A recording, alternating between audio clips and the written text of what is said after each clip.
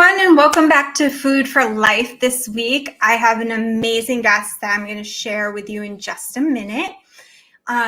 He has a really nice story to tell. Like me, he came to the health and wellness space through a personal journey, and he's going to share his story, and we're going to talk all things fun, things health and wellness, the things that are going on in the wellness space this time. You know, there's so many trends.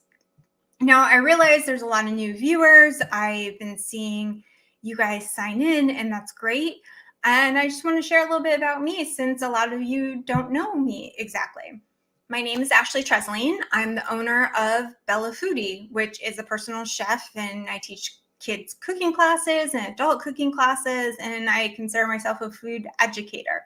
Anything to make people healthy, happy, and whole again, whether they're ill or want to get on a better path, or they just need a little help in the kitchen. I know a lot of people, some of the generation behind me, I can tell you that you don't know how to cook, do you?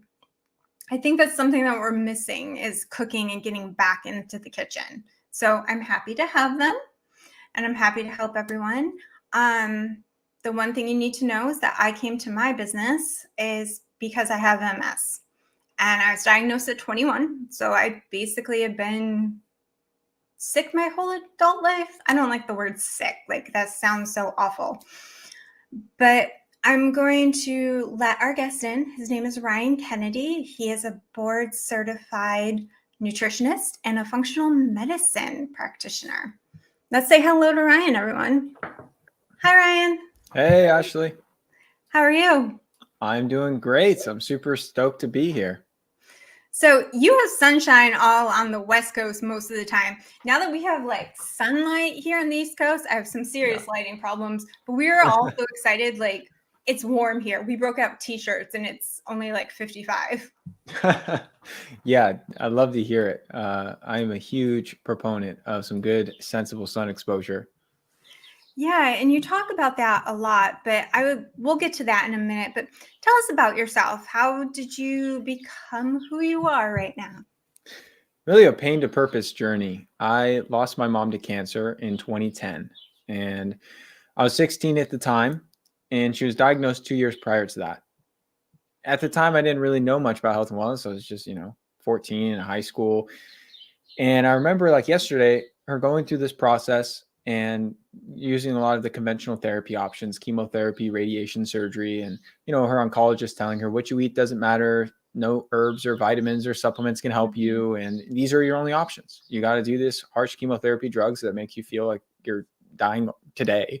And that's your best chance. And unfortunately, it's because a lot of the misinformation she received, not just about the treatment options, but for the decades leading up to this point, the misinformation she received to use vegetable oils instead of butter in her cooking, all the food guide pyramid stuff, because she was overall a very health conscious person in terms of trying to do what's best for her and her family. We weren't eating junk food or going to fast food as a family. She would home cook a lot of meals, but she didn't know any better. So she was following a lot of the terrible advice that just is all over the nutrition industry, particularly in the mainstream media. And so true.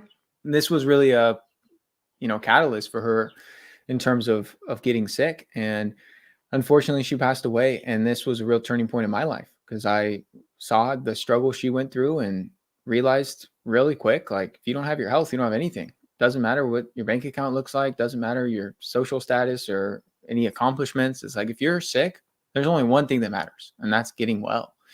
And so I really went on my own journey of figuring a lot of this stuff out for myself. Because I was like, my mom was only 54 when she passed. And I was like, I don't want to die of cancer young. I want to live a long, healthy life. And I was going through some of my own health challenges at the time. I was always athletic and played sports, in high school and college.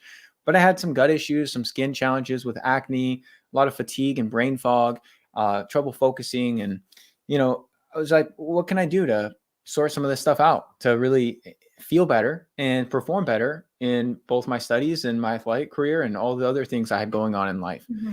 And so I pursued the exercise and fitness side of things early on. I studied kinesiology in my undergrad and got into physical therapy and worked with clients in, private gym settings as well as physical therapy clinics, and really enjoyed it. I loved it, Ashley. I was like, this is great. I love the fitness side of things. I love exercise. It's obviously a great catalyst for change and improving your health and improving your life. But it was only one piece of the equation. And I was seeing so many clients come in to see me who were getting their workouts in, doing their physical therapy exercises, but then they would eat terrible food when they got home. They weren't sleeping well. They were chronically stressed. They were, deficient in all these nutrients. They had all these gut issues. They had all these hormone imbalances. And it's like Yeah. the 3 workouts a week we were doing was not helping them that much. Some of the worst eaters I know are marathon runners. Oh, no doubt. No doubt. Because they justify it by doing all this exercise, thinking that they could just eat as many calories and whatever calories they want. Mhm. And it's really a backwards way of looking at things from, they might be able to maintain a certain body composition, but that doesn't mean they're not having other biological health consequences. And so that's what really propelled me into studying naturopathic and functional medicine, going back to post-grad school and pursuing the path I'm on now of really dialing in all these various factors and really taking a more holistic lens on one's health and not just looking at exercise, not just looking at nutrition, but also looking at mindset, also evaluating sleep patterns and circadian rhythm, also looking at environmental triggers, looking at proper supplementation, taking a look at a lot of the stress management practices that are so needed in our world today, where Oh, chronic yeah. stress is a huge problem for people. And, the list goes on and on of basically just saying, what are all the things that all compile and work in synergy to determine how you feel and your general well-being? And so that's really been my passion and continues to be my passion. And today I run a functional medicine practice where I see patients and consult with people one-on-one from all across the globe. And then I have books and courses and group programs and all sorts of other good stuff for people to kind of get That's entry-level amazing. information, who may not be able to see me one-on-one. Like you, I'm sorry about your mom passing. Like you, my dad actually died at 46 from a heart attack. And some of it was, like you said, it was things that he was taught or that he learned. He didn't do anything really wrong. I mean, there's some genetic components in my family, but he, growing up, these were things they knew and they thought this was healthy. Yeah. And until I got diagnosed with MS and I started my journey, my dad didn't realize that, hey, maybe there's a different way. And unfortunately, it was too late. But there is so much misinformation out there. Now, you talk about like focusing on you work with clients and these little differences, because I do listen to your podcast. I haven't listened to them all yet. I'm still catching up on them. There's so many, which is awesome. That you talk about small differences to change in your life so that we take like little steps. Now, how do you think people overthink this in their life? Do you think people think just generally too much and everything's like, they want to do something, but it feels overwhelming? Analysis paralysis, Ashley. That's the thing. People hear all these mixed ideas and all these strategies, and they hear from this influencer and read this article and see this YouTube video and read this book, and everything's really scattered and feels overwhelming. And they don't have any structure and they don't know where to start. And they also don't know what's freaking right because they're hearing vegan from this person, carnivore from this person, whole foods from this person. Like they're like, I don't even know what to do, let alone like, how am I going to manage all this stuff with the limited amount of time and resources at my disposal? And so they end up they just don't do anything. And so I am a big proponent of just start where you're at and make simple switches, because usually the low hanging fruit, the simple tweaks you can make day to day in your choices are going to provide the best return on your investment, on your time and your energy Yeah. investment. So I'm really big proponent of just starting small. You don't have to make some colossal big 180-degree shift overnight. You can just start where you're at and make these small tweaks. And it's those consistent small tweaks during the day, your day-to-day habits and routines, that compound. And over the course of weeks, months, and years, you achieve incredible results and incredible impact. And so when I'm working with someone, I have to hold myself back, Ashley, because I get so freaking fired up about this stuff. I want to tell them everything. I want to be like, oh, we got to do this, this, this, this, and this. And I'm like, okay, got to slow down. And so I like to start with a foundation. Let's just start with a foundation, a few key elements, nothing world changing, might be 5, maybe 10 minutes for your day. Mhm. And then as we progress, we kind of add layers. We bring in new strategies. We bring in new routines. We change out certain habits. And then over the course of time, we're making all these tweaks over the course of, let's say, 12 weeks or maybe even 4 to 6 months. rather than just throwing 20 things at you day one. Say, all right, Ashley, here you go. Here's what you need to do. Yeah. Here's your 45-page wellness plan. Good luck. And then you're Yeah, just I like, can see dude. people like out the door. Don't they say, I've heard a lot that, a lot of people, you hear this around the beginning of the year, but doesn't it take 21 days to form like a repetitive habit? There's a lot of different research about habit formation and time lengths, and I think it really just varies based on the person. And there's a lot of great books on this. I love the book Atomic Habits, which outlines a lot of these key principles to forming new habits and Mhm. setting the right triggers and having the right reward systems and really working in synergy with how human psychology is already pre-wired, so that it makes these things a lot easier to sustain and to remind yourself, and all these different little micro changes and tiny habits that can really help to shift a lot of these things over time. The whole 21-day thing, I'm like, yeah, I've seen people form habits in a week. I've seen people take 2-3 months. It's all depending on how big of a habit is it, how much benefit are you seeing, how much sacrifice is involved. There's so many variables that I think it's just dependent on the person, but I don't like to put a time length on it. I like to just say, listen, do what you do. And if it's really feeling like it's a struggle, it's probably not going to be sustainable. You got to make it enjoyable. You have to make it to where it's not overthrowing your lifestyle. It's not like, oh my God, this is the worst thing ever, but I'm going to just grit my teeth and power through it. That shit just does not work. You got to make it so that it's really something you look forward to and you learn to love it. You learn to love eating nourishing food because of how amazing you feel after. You learn to love exercising because you Mhm. feel like $1,000,000 when you're done with your workout.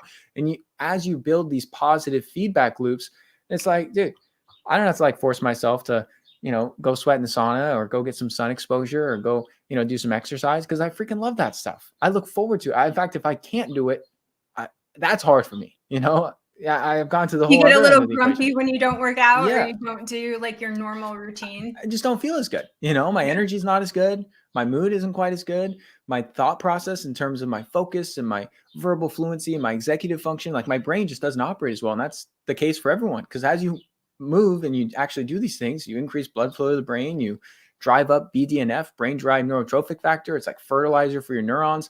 And so you get so many benefits. And when you get into the consistent habit of doing these things and feeling great all the freaking time, and then you don't, you skip a weekend or a week where you're just like not doing anything. Well, maybe you're on a trip or something and you're like, wow, I really don't feel that good when I'm out of my routine and out of my sync, because these things have really positive impacts on your day-to-day quality of life.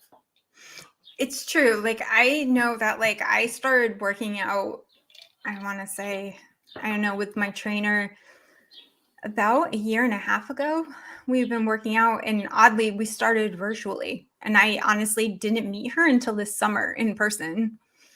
And it made a difference in me. But it was a mindset thing. It's like, okay, you need to think about, what is this doing for me? Not like, all right, I have to work out today.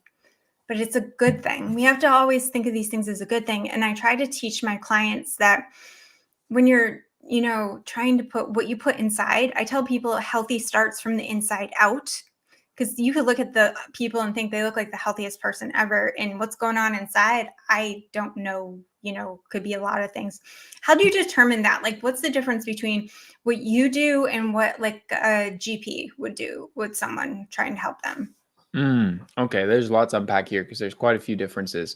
So first of all, mostly when you would go see like your physician, a general practitioner, they're gonna spend 4 to 5 minutes talking to you about your symptoms, some of your issues, looking at Mhm. past labs and history, and they just don't have the time within the confines of the modern medical system to really take a deeper dive. And they're also not educated in the various lifestyle and nutritional and other types of natural interventions that can help really restore some of the root imbalances, the root cause of what's going on. So our modern medical system very much so addresses symptoms. So if you go in, Ashley, and you're like, listen, doc, I'm feeling depressed, they're not going to say like, let's talk through this. Let's see why you might be depressed. Let's see, maybe you have some gut imbalances. Maybe your gut isn't producing enough serotonin. Maybe it's because you're not getting enough sun exposure. You're not moving well. Maybe it's some psychological trauma. Maybe it's something going on in your personal life. They don't really look at any of that. They say, oh, great. Okay, we got you. Here's the SSRI on your way. Take this every day. For how long? Well, And a pretty much the rest. prescription to see a therapist, probably. Yeah, sometimes. Yeah. And then the same case goes for a lot of other things. It's really just kind of a band-aid approach of how can we manage this symptom. And my approach is really looking at what's causing the symptom, what's really imbalanced in the body that's leading to this problem. I don't really care about just masking the symptom temporarily with an agent that's going to cause other side effects and other problems long term. I want to create underlying health and vitality to where your body is able to restore balance so that the symptom goes away because you've actually resolved the root problem. So that's kind of a high level difference of allopathic medicine Yeah. versus functional medicine. Now, you guys still do tests, though. You guys still run blood work and things, which I don't think a lot of people know, that you go through that whole process with people. You do run some medical tests to help you get to what you need to do for your clients, right? Absolutely. I love blood work. I use a lot of functional medicine labs that measure things that blood work doesn't. So Mhm. blood work is great. And when you go in to get blood labs, they're usually going to run complete blood count, maybe a lipid profile, looking at your cholesterol, triglycerides, things like that. And then maybe a metabolic profile, looking at liver enzymes and kidney function and blood glucose, things of that nature, right? That's Mhm. usually standard blood work. And all that's great. I have nothing against it. In fact, it can that can really outline some major issues people might have. But it's not going to tell you why you have bloating and gas after you eat. It's not going to tell you why you feel terrible or have constipation. It's not going to tell you why you have chronic fatigue. It's not going to tell you why you have all these issues with, your skin or your hair, or maybe with you can't sleep at night and you're just toss and turn all night long. That blood work may look perfectly fine. And most physicians are going to say, you're totally fine. Mhm. And the person's going to be like, I'm not fine. That's why I'm here. I got all these problems, dude. And so the labs I run are measuring things you can't really get through blood work. And it complements blood work really well. So I run the most common test I run actually is called an organic acids test. Mhm. And this is an at-home lab that's a really, really good analysis of kind of how your body's doing from the inside out. It measures all your gut microbial markers Oh, to fascinating. to diagnose things like candida overgrowth or SIBO or Clostridium difficile. It looks at all your vitamins. It looks at your amino acid levels. It looks at your mitochondria health. It looks at your neurotransmitters, so measuring serotonin and dopamine and norepinephrine and epinephrine. It also looks at your sensitivity to certain things like oxalates or other plant chemical defense systems. It looks at your detox pathways. It's really comprehensive. It's like 80 different markers. Oh, And wow. this is an at-home test. It's measuring all these urine metabolites that have very good accuracy in determining some of these different imbalances in the body. And then I could say, hey, the reason you have gas and bloating is because there's some excessive yeast and fungus in the gut. And that's also why you might have, reoccurring like thrush, or you might have, athlete's foot or some sort of topical fungal issue. And we can address that with enzymes and herbs and targeted probiotics. And, in a different scenario, someone might say, my energy's terrible. It's like, oh yeah, you got really low levels of all these different B vitamins and your methylation pathways aren't working properly. So let's bring those in, and they see all these benefits. Or their mitochondria might not be functioning properly, so we bring in some mitochondria support. So there's a lot of things you can gather through some of these functional medicine labs that complement the data, because it's not like an either or type of thing. I That's still a like great blood work. comprehensive test. Like, usually they look for like maybe 5 or 6 things. For me, they look for my liver because of my MS meds. They're always looking because I don't know, it changes a liver enzyme. So they are always looking to see mine are fine. Um, but you teach all these different things and you explain it to them and the science behind it. I always think people are always like, well, how do you feel about supplements in people's diets instead of eating what you should? I go, taking a multivitamin or eating a certain supplement because you just need to know what you're taking, right? It's not just taking, you don't just go to the vitamin aisle and say, well, I think I need to have B vitamins or iron or magnesium. You need to know before you do it. And I think a lot of people don't know that. 100%. And there's so much confusion, and the supplement industry is the wild, wild west. There's very little regulation. So 95% plus of all supplements are complete horseshit, quite frankly. They don't have the marketed, like the amounts they put on the back of the label aren't even accurate when you look at third-party testing and analysis. A lot of them are using synthetic forms of vitamins that can't really be absorbed by the body. A lot of these are Mhm. also using other additives and constituents like free flow agents and preservatives and coloring agents, which is the stupidest freaking thing. Who cares what color your freaking supplement is? You're just swallowing a capsule for heck. Yeah, I don't Like, think come on. anybody does. No, but they put it in there anyway. So supplements have largely a bad rap in the public viewpoint because they see studies of like multivitamins don't work. It's like, yeah, Centrum Silver, which is produced by pharmaceutical companies and uses a whole bunch of synthetic garbage supplements or vitamins, definitely doesn't work. Costco vitamins do not work. Your men's or women's one a day, not going to be a good use of your Yeah. resources. Does that mean all supplements are worthless or bad? Absolutely not. It's just like anything in life. You have the good, you have the bad, and you got to figure out how to decipher between them. And so I teach the people I work with in my practice, one, it's about figuring out what you need. And there's a number of ways to do that, actually. The testing is great. You know, you can see your nutrient levels on some of these functional medicine labs I run. And I have a special running on the organic acid test I just mentioned to you, where if someone wants to purchase that test, it comes with an initial consultation as well to decipher the results and know what to take action on. So I can send you the link to that on my website. And then Okay. as far as other ways to know what nutrients you need, well, you can look at someone's diet. And if you're really well trained in nutrition, you could see what vitamins you are not getting based on the foods you're consistently eating. And my Yeah. first choice is always, well, let's bring in the foods. If you're low in vitamin A, let's bring in some high quality animal sources of vitamin A. Most people are going to say, what are those, Ryan? I'll say, well, that's animal liver. And they're like, I'm not going to eat liver. And I'm like, okay, fair enough. Well, then we could do a supplement. And they're like, easy, done. I'd rather take a pill than go eat liver. Or they'll say, Liver is a hard sell. it is a hard sell. That was a extreme example. Yeah. But you get that notion in that I'll tell you what foods we could bring in to get your B6 higher, to bring in some copper and selenium, to increase your magnesium. But some people are going to say like, dude, I get it. I understand those foods are good. I believe you, but I don't like them. And I'm not going to eat what I don't like. And I'm like, I can't blame you. I enjoy eating foods I love the taste of myself. So that's where the supplements and what I like to call a little better living through science can be very effective. And I don't really recommend blindly taking most supplements unless you know what you're doing and you know what you're getting and you know the sourcing and you know the company and you've done your proper research and investigation, because those are all really critical pieces of the puzzle. I mean, I am not a medical professional, so I always tell my clients this. I'm like, please talk to a medical professional. I never recommend any of that stuff. I just tell them if they're doing it. I give them the same advice I give them when they're standing in the grocery store looking at labels on things, that you need to do your research. You need to know what you're getting, like you said, and you need to know, like, if you can't pronounce it, if you can't, like, if there's more chemicals in it and it looks like it should be in the cleaning aisle, then it should be in your body, because I can't stop everyone from buying packaged stuff for their kids, or, life is what it is. Yeah. And I also wouldn't steer people to their medical professional because doctors aren't trained in supplements, just like they're not trained in nutrition. And most doctors are not going to know what supplements to prescribe. And obviously, there's different medical physicians that are outside the norm. But for the most part, shocking majority, that's not the best place to go for supplement advice. You want to find a well-trained nutritional professional, someone that knows naturopathic or functional medicine, someone that utilizes these nutrients, these herbs, these enzymes in their practice with people for years and years and know what works and know what doesn't and know what to look for in the supplement industry. And that's almost never going to be an MD. So you got to, Actually, I didn't know that. I mean, I do.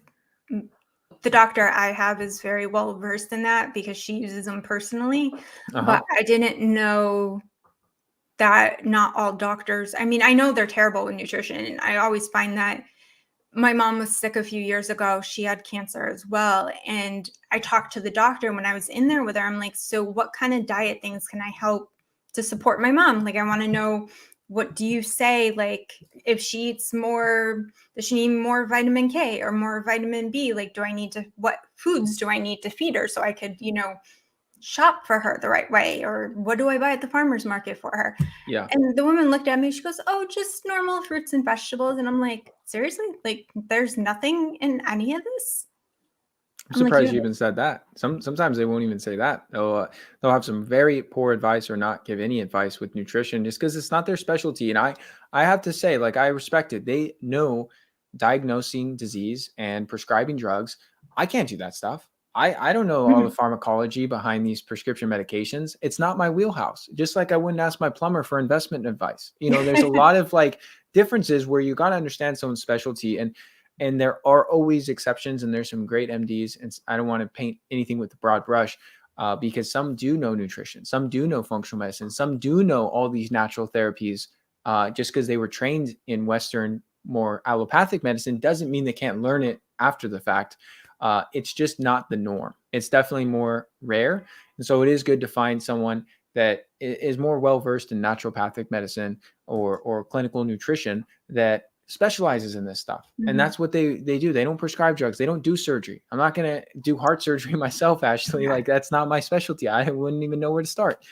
Just like I wouldn't expect, a heart surgeon to know what herbs to give me to heal my gut. It's just not Yeah. his specialty. Like, and that's, medicine is so complex, and that's why there are different specialties. And so it just depends on what angle you want to go, and what's going to be the best for you. But it is good to seek out a practitioner that is well trained in a lot of these natural therapies, if that's the route you're looking to take, rather than a pharmaceutical route. It's good to know. I mean, I see there's so much information. Like, I mean, you're talking about how the supplements are, and that's sad, is that that's the same thing with food labeling these days. Is there's so many food labels that actually aren't regulated by the Mm-hmm. FDA, and people can put them on anything, and it's just more marketing to get people to buy anything. Yeah. And I don't know why this stuff isn't as much regulated, but that's a whole other thing. So that's a different conversation. We tried to talk about happy things. So you have a podcast, which I said I listened to, and I was listening to some the other day, and I was laughing a little bit about the one about eggs. You were talking about the difference between eggs, and it's so true that people literally, I've seen people stand in the grocery store trying to figure out what the difference between the eggs are. Like, do I buy a brown one or white ones? And like, what does this mean? Like, am I paying more because it says A or B on it? And it's just, I don't know. So maybe you could share some wisdom as to why things are the way they are. Well, I mean, like you said, that's a whole nother rabbit hole of some of the regulatory Yeah. industry issues with our governing agencies and the influence of big food conglomerates on some of these policymakers. I mean, that's like a whole nother rabbit hole. But what I Yeah. will say, practically speaking, for people that just want to eat healthy food, number one place you can go is your local farmers market. You don't have to even worry Mhm. about the labels. Usually it's going to be local people that are raising things, raising the animals, whether it be the hens for chickens or whether it be other animal foods, in a very natural, holistic way, that they're not confined in these big commercial facilities. They're not being fed all these genetically modified corn and soybeans. And then the produce is also going to be grown organically. They may not be able to pay for the fancy USDA organic certification, but Right. you can talk to the farmer. They're right there, and you can just be like, how do you manage pests, and what type of stuff do you use on your fruit trees or on your vegetable gardens? And so that's going to be ideal option one. I understand it's not as convenient. It can oftentimes Yeah. be more expensive, but you're really supporting a sustainable system that's doing things right the way that it should be. As far as the grocery store, you really do get what you pay for. So if you go down the aisle and you pick the cheapest cuts of meat that you could find, or the cheapest eggs, or the cheapest produce, you are going to get the lower quality stuff. And Yeah. even though it sounds like, oh, should I just buy all the most expensive stuff? Odds are the more expensive stuff is going to be like the organic pasture raised eggs, is going to be the grass fed, grass finished meats, is going to be the organic local produce. That stuff is more expensive. And it sucks that it is, because it shouldn't be, because of the way that Yeah. our government subsidizes corn and soy and wheat and all these garbage crops. But that's the way it is. And so that's a very simple way of kind of deciphering. If you don't want to learn all about this stuff and figure all the labels out and what to look for, spend more, you're going to get better. And figure out what's going to work with your budget, figure out what's going to be appropriate. Maybe you can't buy the highest quality of everything, but maybe you pick and choose. You could look at, like Environmental Working Group has the clean 15 and the dirty dozen. So you could see Yeah. what crops have the most pesticide residue. And maybe you I just just pick taught some. that the other day to some kids. Yeah. Pick some of the produce that is going to be more important to buy organic, and maybe the other stuff you buy conventional. Maybe with the eggs, it's like, yeah, you can't buy like the fanciest, highest quality stuff that's like $7 a dozen, but that doesn't mean you should get the bottom of the barrel stuff either. And it also depends on the person. Usually, Ashley, I don't know where your listeners or audience is at, but This actually goes to everyone and a few international places. yeah, for the most part, people just need to focus on cooking and eating real food. Like, that's Mhm. step one. Like, before you care about the labels or the terminology or the sourcing, it's like, if you're eating anything processed, you're going out to restaurants, you're buying fast food, you're doing anything like that, like don't even worry about this stuff. Just focus on buying some food that you recognize, some fruits, some vegetables, some meat, some fish, some eggs, some actual real ingredients, making it Mhm. yourself. And that's going to be 90% of the way there. Like that last 10%, Yeah. yes, it matters. Yes, it's good to keep wanting to improve and keep wanting to go layers deeper, but you got to focus on the foundation first. And so that's where I think people shouldn't get too hung up, and you should just say, hey, if you're going to the store and you're buying real whole foods and you're making your own meals, you are getting an A+ in my book. You're already better than 99% of the population. I do really think that there was, it's really funny is that the last 2 years there's been a real interest in cooking. And since I teach that a lot and I teach healthy cooking, I am a big proponent of the farmer's market. And that is the one thing I am super jealous of you guys. You get a farmer's market all year round. We get it for like 4 or 5 months of the year. And that's Yeah. maybe if we're okay with the weather, because I'm in New England. We're lucky we have sun today. Like, Yeah. in that I actually see my grass because it snowed about a week ago. So Yeah. Yeah. Well, what I also say on that front, Ashley, that a lot of people don't understand or realize is that frozen can actually be better than fresh. So when I you are hear going, that all the time. yeah, when you're going through, harsh winter climates, there's not a lot of fresh produce. There's nothing wrong with buying some frozen berries or some frozen fruit for your smoothies, buying some frozen, cauliflower, broccoli, carrots, things of that nature to throw in your soups and your curries and your stews. All of that is freaking great. You'll typically get a better price. You don't have to worry about it going bad after a week. And it's going to preserve a lot of the nutritional qualities. So I love buying, like stocking up on frozen produce. If I know, hey, I'm not going to have time this week or next week to go to the farmer's market, having some stuff in my freezer, I could just, I make a lot of curry, especially in the winter, Ashley, I'm sure you'd appreciate. And, you get a coconut milk base with all the good curry Mm. spices, and you just throw in some frozen veggies. You throw in whatever protein you feel like. Sometimes for me, that's fish. Sometimes it's shrimp. Sometimes it's grass-fed meat. Sometimes it's, Mhm. some leftover, like wild game meat I have from last season. Oh, wow. And you let it all simmer up together, and it tastes freaking delicious. And it literally is like 5 to 10 minutes of active cooking time. It's so quick. It's so easy. I And then you do make, love that in the winter, especially here when it's super yeah, cold. I love anything I can throw in a pot and just let it yeah, simmer for a while. it's the I best. definitely, you're talking about all those things. Now, coconut milk. I have a thing with this, like trying to explain. You did a thing about milks too, but I tried to explain to people about milk, like alternative milks. Coconut milk, the best one I found is actually in a can and Yeah. not in a container.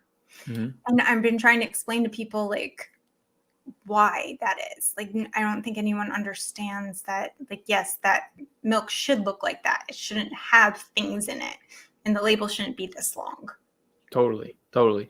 Well, there are a couple good carton coconut milks I found here. I don't know if they're available like nationally or internationally, but It um, it depends yeah, where you just about are. looking at the ingredient profile. But yeah, canned coconut milk. There's nothing wrong with that. That's what I use for all my cooking. I like a company called Thai Kitchen. Another one is it's like Forest Foods or something like that, and it's literally coconut and water in a can. That's it. And Yeah. when you open it, it's not like it's all like perfect consistency. The fat does rise to the top, and the water's in the bottom, and you got to stir it. Whoop-de freaking do. And then it's all good. Like there's a lot of the things they add to it are just so that when people open it, they're not like, oh my gosh, it's so thick on top, and it's not like perfectly mixed for me.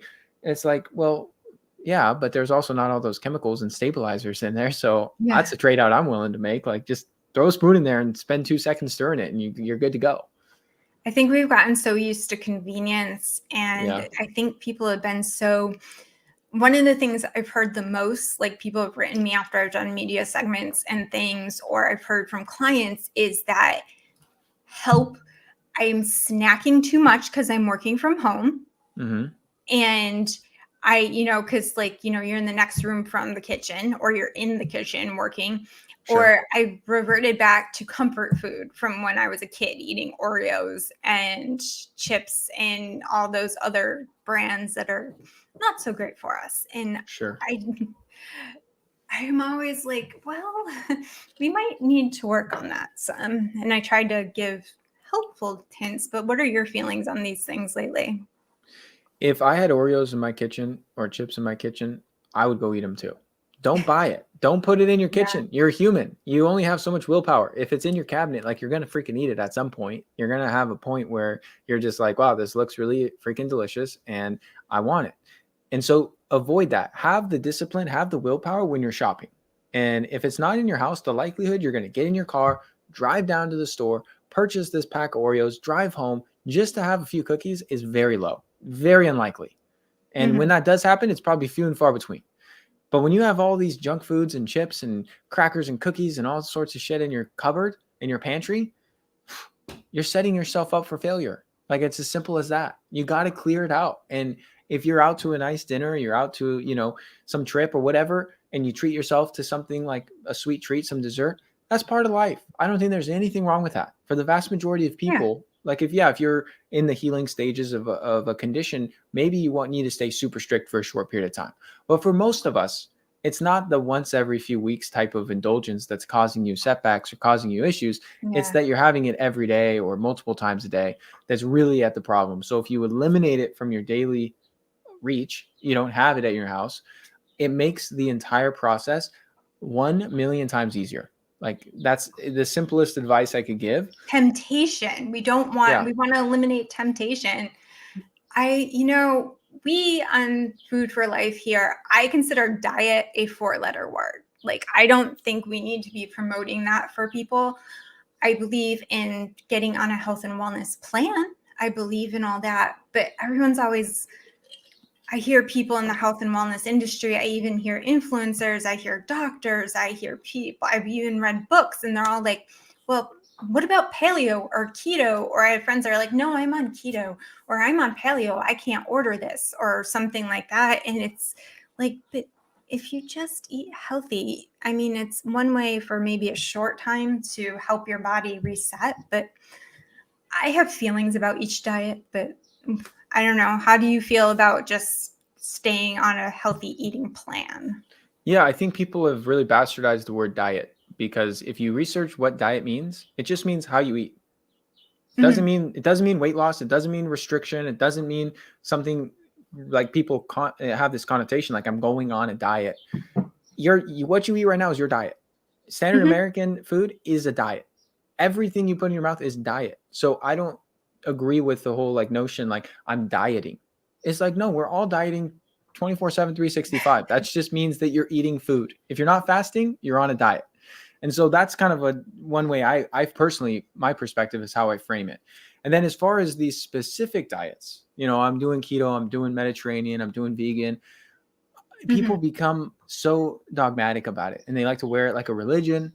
And it's, Yeah. because humans have evolved in tribes and we like that tribal feel of like, I am attaching myself to this movement, to this ideology. And for some folks that works. And I have nothing against it. I personally don't like the whole like defining yourself by the way you eat. Like, I'm like, people are like, who are you? I'm keto. It's like, no, no, no, you're a human freaking being, dude. You're not a diet. Like, and how you eat is obviously important, but I think people get carried away with it and get carried away with some of the just fads and some of the social and cultural stigma around it. And so my whole thing is just, if I were to choose one diet, actually, that I think really resonates and is very in line with the principles I teach and the practices Mhm. I recommend, it would be Whole30, which I think is a good name too, Okay. where you just eat whole foods. Like, that's it. You eat vegetables, you eat fruits, you eat meat, you eat fish, you eat all these good foods that we know humans have evolved to eat for millennia. And what proportions, what ratios, what macronutrients are looking like, that's depending on you. But just eat whole foods. That's like step one. And don't have a bunch of processed crap. Don't have a bunch of sugar. Don't have a bunch of alcohol. Don't have a bunch of these refined carbohydrates. If you need carbohydrates like whole fruits, tubers like potatoes, sweet potatoes, carrots, white rice, these are good starches. There's nothing wrong with them. And the keto Yeah. zealots will put you on a freaking cross because you're eating some whole fruit or you're eating some potatoes. It's like, dude, these are totally fine. And obviously it depends on your activity level, it depends on your goals, it depends on your current metabolic health, how much of these foods you might want to include. But for the most part, that's really the concept or the goal most people should have. It's like, I eat whole foods. I don't eat a bunch of packaged processed stuff, and that's a great jumping off point. And then as you progress, yeah, you might want to say like, how much protein am I getting? What does my carbohydrate and fat intake look like? What Mhm. sources of fat am I getting? What nutrients, micronutrients might I be not getting through my diet? Those are the types of things that are more nuanced and I work with people on. And Yeah. I love that stuff because I'm, super into this. But for most people, you don't have to worry about it. Like they try and jump 10 steps and they're like, Oh yeah. I don't know if I'm getting the right methylated form of folate in my diet, right? I'm like, dude, you had a bag of Doritos last night. Like, you're really worried about the folate? Like, come on, like one step, you like You got put bigger problems. exactly. Like, let's have some priorities here. Like, focus on the foundation. Don't focus on the minutia. People love to focus on the minutia. They're like, Ryan, I'm thinking about getting this like EMF protection around my home and hardwiring all this stuff. And I'm just curious what you think of like these special type of this glass for my windows. And I'm like, dude, you binge drink like 4 days a week. Like, stop that. Don't worry about this like next level stuff that, yeah, it's important. Yeah, it's helpful, but you need to start with the priorities. I think if we don't have our health, we don't have anything.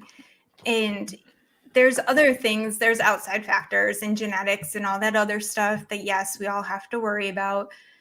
But I think people, like we were talking about overthinking. And I think, I always like when I can get people in the kitchen and get them hands on, showing them how to make it. It's like with kids. If I can start them young enough to realize that healthy food tastes good, and they are like 60% more likely to eat something they have made than not. Because I get so many kids come in and go, I don't eat that. Have you ever tried it? No. Well, if you haven't tried it, how do you know if you're going to like it? And I think with adults, I think we've grown up to that same mentality that, like, the same 5-year-old would say, no, I've never tried it. It looks gross. Why am I going to do that? Yep. Yeah, no, I agree. So, changing your nutrition is a good thing.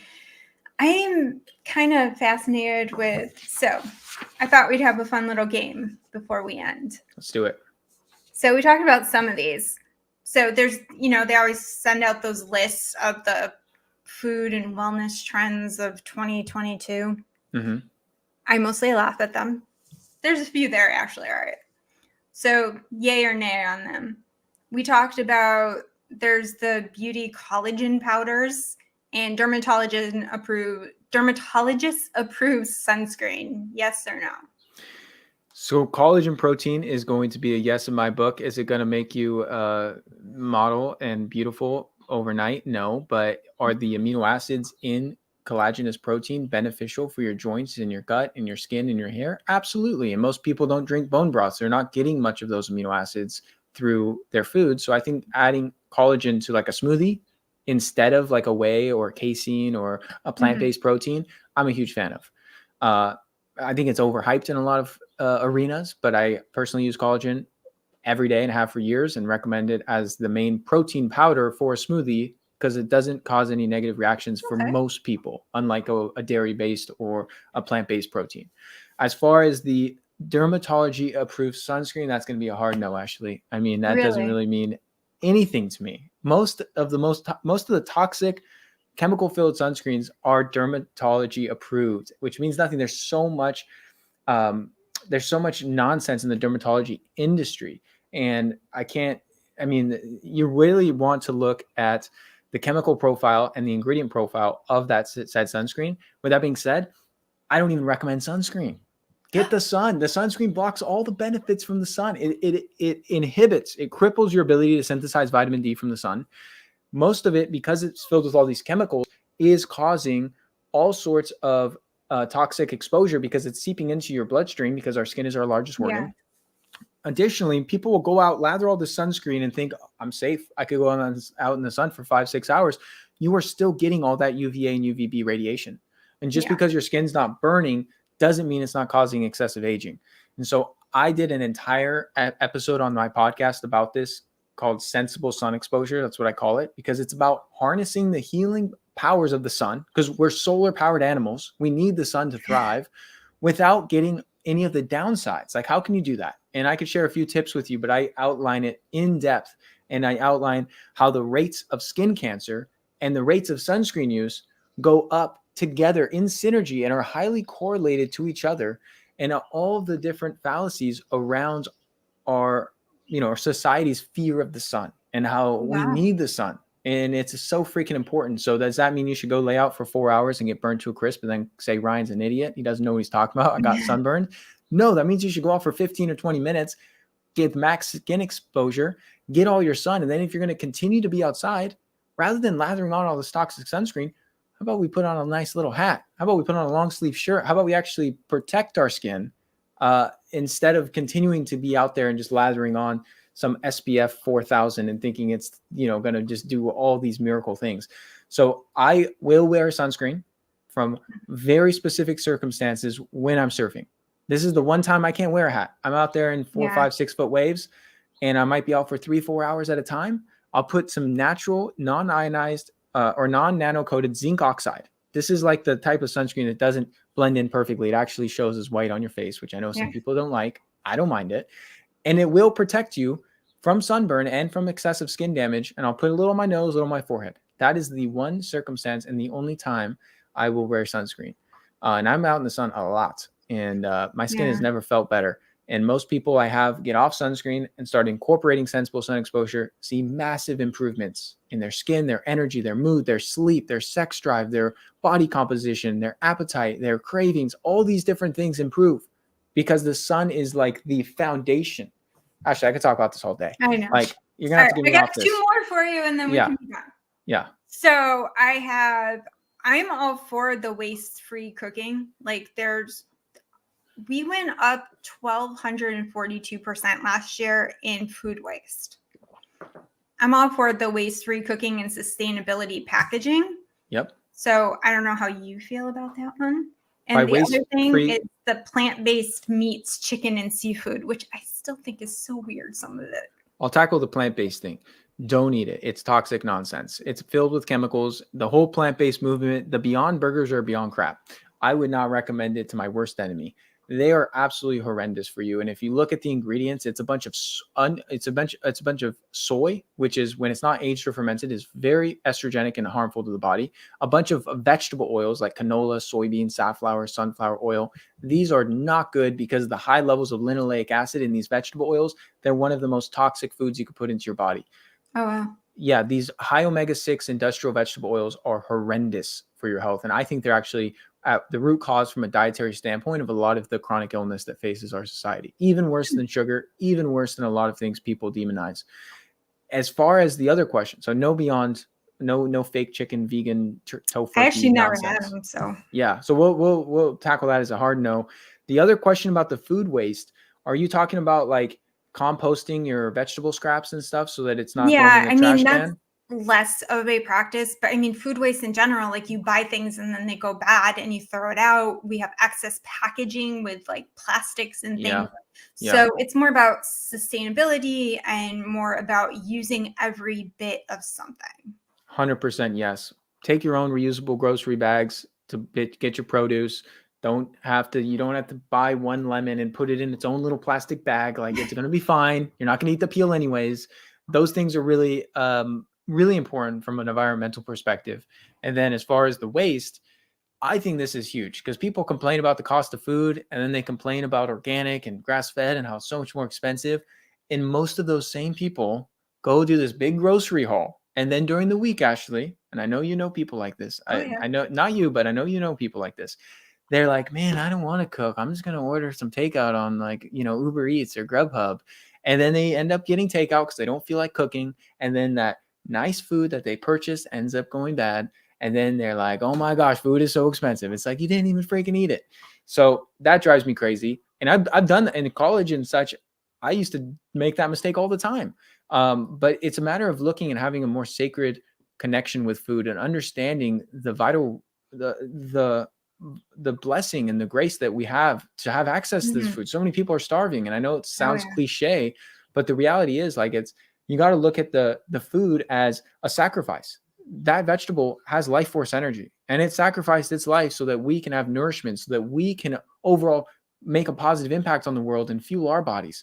And so that's the same way I look at animal protein. I don't look at it as needlessly killing an animal. I look at it as the animal is now becoming part of me because it's literally going to make up my cellular makeup. And it's also contributing to the positive change I make on the world, because it's fueling me for my mission and my purpose. And, I think it's very a valuable thing for an animal to make that type of, I mean, it's the ultimate sacrifice I've It never is. seen a chicken put out a fire or save someone's life.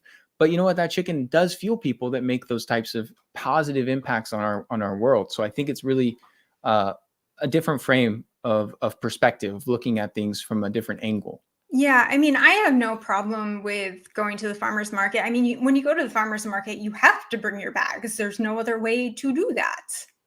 And, I think the sustainability, I mean, I'm not talking about those people that order stuff all the time, but yes, we've all done it. I don't want anyone to get up in arms that, yes, we forgot like a line that got pushed to the back of the refrigerator, and the one line you throw out is not the end of the world. Sometimes things happen. Yeah. But, I'm talking about that people, like I tried to explain that carrot tops, like you can eat them. Like if you just, as long as they look good and they're healthy, like wash them, eat them. I put them in pesto or I put them in something else. I think, or people don't realize that you can add certain like peels of things, just stalks and things. Yeah, I would actually recommend against that, Ashley. Oh, Um, really? yeah, and I used to think the same thing. I used to like juice my beet greens and my carrot tops and think those were good. But that's the part of the plant that contains the highest level of anti-nutrients, these chemical defense systems to basically prevent animals from eating them. So the greens of the carrots, terrible. You don't want to consume those. Oh, good for Now, you. should you throw it in the landfill? No, you should throw it in a compost pile so that it can nourish the soil, so that you can actually grow some herbs or some vegetables, or even if you don't have a garden, you can still compost it so it's not causing the same environmental impact.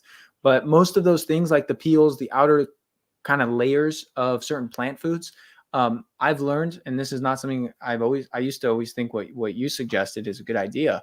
But Mhm. I've learned over the years that those parts of the plant are actually not good for humans. And Hmm. oftentimes people, when they remove them from their diet, feel much, much, much better. So I wouldn't suggest Well, eating then I like, have something new to tell people. yeah, I actually read it in a book that was written by a nutritionist. No, go figure. I'm not yeah. sure how it was written by a nutritionist and a doctor. And I guess maybe there's new science behind all this now. Yeah, yeah. When you look at a lot of the compounds like the lectins, the oxalic acid, the phytic acid, that is really can be irritants and a little bit harmful for humans in the larger quantities, especially if you don't break them down well. Mhm. Those typically are in much higher amounts in like the leafy tops of certain root vegetables, or in the outer coverings of certain things with a peel. So while they do contain some unique beneficial nutrients, they also contain some downsides. So there's like, so it gets a little complex. Yeah, it's hard to find out what's good or what isn't, and I'm glad I know that now. And so I won't tell anybody to do that. Um, I'm always learning. I'm always reading books. I'm always looking for a new way to find things from people that are reputable, like our friend Ryan. So now, if anyone wants to work with him, you've been seeing his social media handles go across the bottom while we've been talking, and his website. Ryan, is there anything you'd like to say to everyone before you say goodbye? Just that your health is your greatest resource, your most valuable asset, health and time. Without those, we have nothing else. So make the priorities, make the shifts, and there's nothing more important you could be doing than improving the health of yourself and your loved ones. Thank you so much for coming on. I had so much fun, and I even learned a few things I didn't know. Thanks So for having me, Ashley. thank you. We're going to say bye, Ryan. All right, everybody. Did you enjoy that? Ryan and I talked so long, I only have a little bit of time to go through our food. And the food camera turned itself off. All right. So I'm going to quickly go through this with you guys. Today is actually National Artichoke Day. Who knew? There's a day for everything these days, right? All right. So the food cam has decided to go off. Let's see if I can turn it back on. No. Let's see. No, maybe. No. All right. The food cam's off, so I'm going to have to hold stuff up. So I have here, we have a bowl of artichoke hearts that have been washed and peeled, and they sat in acidulated water because honestly, it takes a while because if you don't, they start to turn a funny color. You can also buy these in the frozen section. You can buy them in cans. Make sure they're just sitting in what they are. I have some frozen organic spinach that I have draining and some white beans. Now, one of the favorite things that everybody loves is spinach and artichoke dip. And my version eliminates the cream cheese. No cream cheese, no fat things, just nice, healthy vegetables. So our white beans are actually going to be our lovely puree. That's going to make that smooth, creamy feel. So I'm going to add in about half of these. These are drained and rinsed low sodium beans. I'm going to add in my artichokes for artichoke day. Let's celebrate. I love artichokes. I put them in my pasta too sometimes. And we have our drained and thawed organic spinach. And as you can see, if you can see this in the camera, all that water that sat there, oh. Let's stick it in. Ooh. And we have a little bit of olive oil, nice healthy fat. And we have our spices. Now, you all know I like stuff spicy, so I have a little bit of hot crushed pepper going in. I have some dried basil, salt, pepper. Let's get everything in. And I also have a little bit of we know how I love my sheep and goat's milk cheese. So I have a little bit of pecorino romano for that nice salty tang. So that way, you're still getting a little cheese, but not a lot of cheese. We're going to blend it up, and I'm going to bake it for about, 20 minutes. And it's going to go in here. Since I don't have a lot of time, I want to say goodbye. And I want to thank you all for joining us. And we learned so much. And to thank our guest, Ryan Kennedy, for joining us. Now, next week, we have some very special stories that we're going to share. And it's from a very special person. And I really urge you guys to tune in and listen to their story. Now, as always, you can go to my Instagram after the show so that you can see what I'm making and what tonight's recipe looks like. Now, let's check it out. Everyone, I hope you're enjoying the time change. I hope if you're on the East Coast, you're enjoying that we actually have sun this time of day. Now, everyone, have a good week, and I will see you next week.